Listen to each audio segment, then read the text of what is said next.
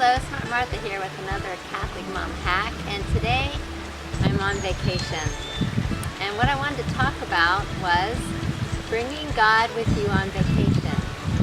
Sometimes it's so easy at home. We've got patterns that we've established. We've got maybe art on our walls, and you've got your bedtime routine with prayers that, we sort of have those reminders of God throughout the day. But however, when we go on vacation, we're out of the regular routine, and sometimes we forget all of those things and we leave God home. And I'm not talking about having like a super spiritual retreat, which it's good to do that too. But I'm just talking about just your regular family vacation where you go to the beach, or maybe camping like I'm doing this week, or you're going to a cabin somewhere. Perhaps you're going to a city and you're staying in hotels a lot. And in all those situations, I think you can still have a presence of God with you, with your family on vacation. So here are some of the ways that our family has found that we can remember God's presence and take Jesus with us on vacation, if you want to call it that. And the first thing is right when you get in the car. And maybe you do this regularly, but I think it's important, especially on vacation, that you start your vacation with a prayer. You get in the car, particularly prayers to your guardian angel would be great. Just some general intercessions for the trip. You have everybody gathered in the car, so it's real easy before anyone turns on their devices or you play anything on the radio. Have everybody say the guardian angel prayer. And along those lines of prayer in the car, sometimes you might want to take a little break, particularly if you have those long car rides. Take some breaks out. Everyone put your video games down or stop listening to your stories or whatever things you do in your car to occupy the time, which are great, don't get me wrong. But perhaps you could take some time out to say a rosary together. That takes 15-20 minutes, so it'd be nice to time that sometime in your trip. You've got everybody around, and we usually just pass the rosary around the car and we get a rosary said. And it's just 20 minutes out of a several hour trip, so no one really minds too much. Another thing you can do in the car is you can listen to stories together.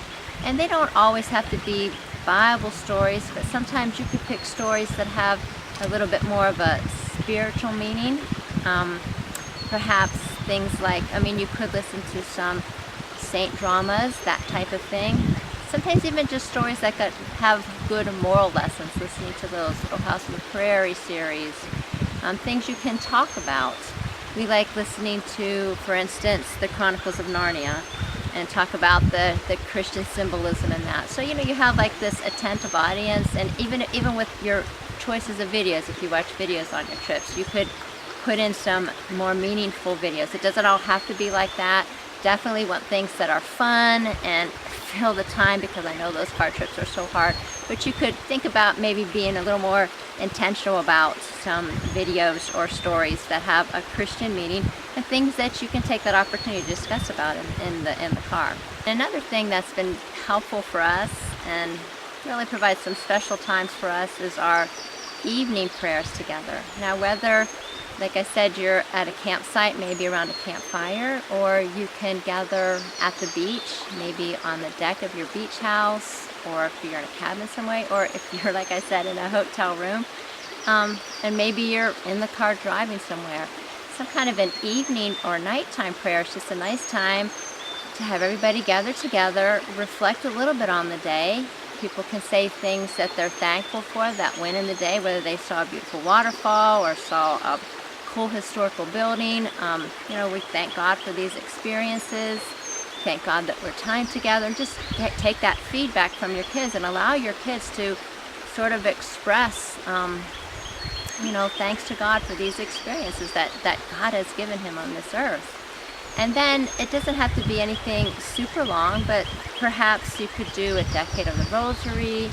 If you were used to playing the whole rosary, pray the whole rosary together, which is meaningful. Sitting on the beach saying the rosary is kind of a very memorable thing for your children. Or if you have enough copies of the Magnificat, you could say the evening prayers or the night prayers together, or just as simple intercessory prayers. But gather together in the evening, put a close of your day, thanking God and, asking for his help too, for intercessions for people that you're visiting, if you're visiting people too. So that evening prayer can be another special time.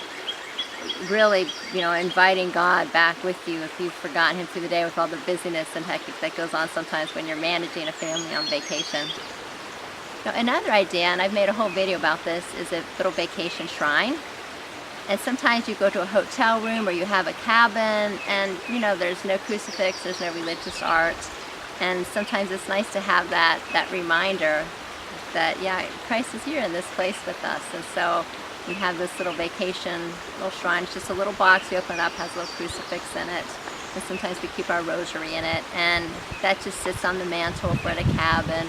Or you can put it in your hotel room too. And it's just that simple reminder that, yeah, Christ is here in this place with us. And it reminds you to fit in these other prayers and these other ideas too that we have.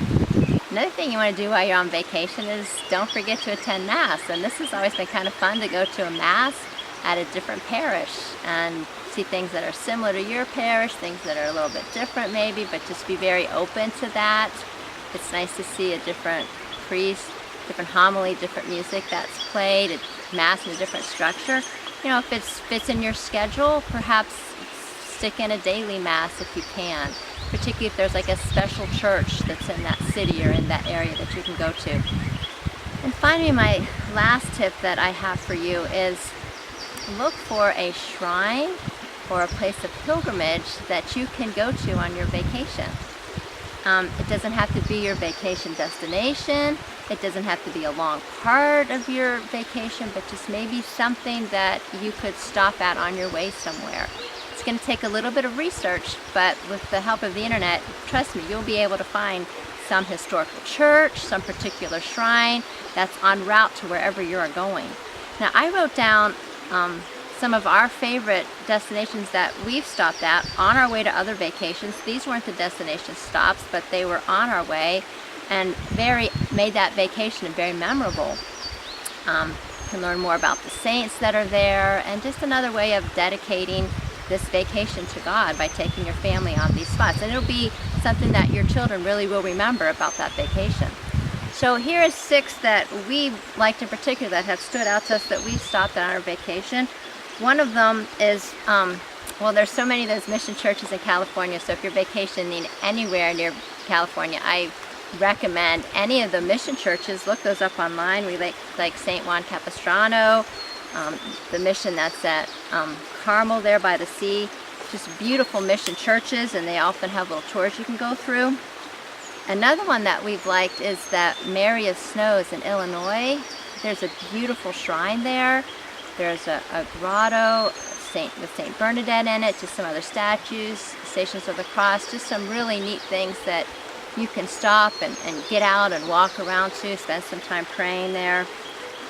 We like the Mother Cabrini Shrine, that's in Colorado. You can climb up the mountain and see she made a heart out of rocks. You can see those rocks that she actually touched and put there in the mountain. It's just beautiful in Colorado.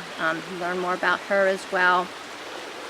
St. Anthony's Church in Pittsburgh. If you've never been to that and you live in western Pennsylvania, you have got to stop there. Just a beautiful little church, kind of small church on the outside, but when you walk in, it's just gorgeous. It has like one of the largest relic collections outside of the Vatican, and they're on these beautiful containers. And there's life-size Stations of the Cross in there. It's just absolutely beautiful and very, very fascinating to see all those relics. And another one that we liked is the shrine in St. Augustine, Florida.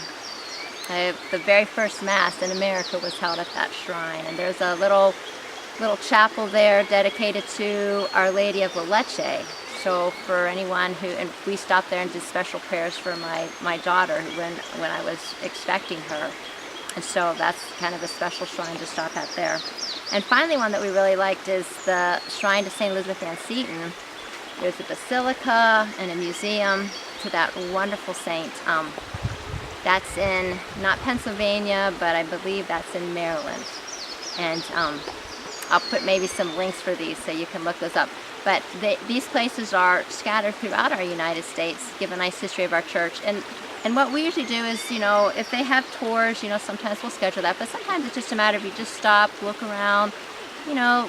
We like to get out and walk a lot, so there's a situation to get out and stretch your legs, and then also spend some time in prayer. So those are just some ideas that we've used for keeping God with us, remembering His presence. We're on vacation. Now, it's not like we're planning a family retreat or a whole vacation that's spiritual. That would be a different thing. No, this is just your regular family vacation, but remembering God's presence with us, just like God's presence is with us at all times. But in particular on vacation, sometimes, at least we've forgotten, and these are ways that we've helped to remember that God is with us.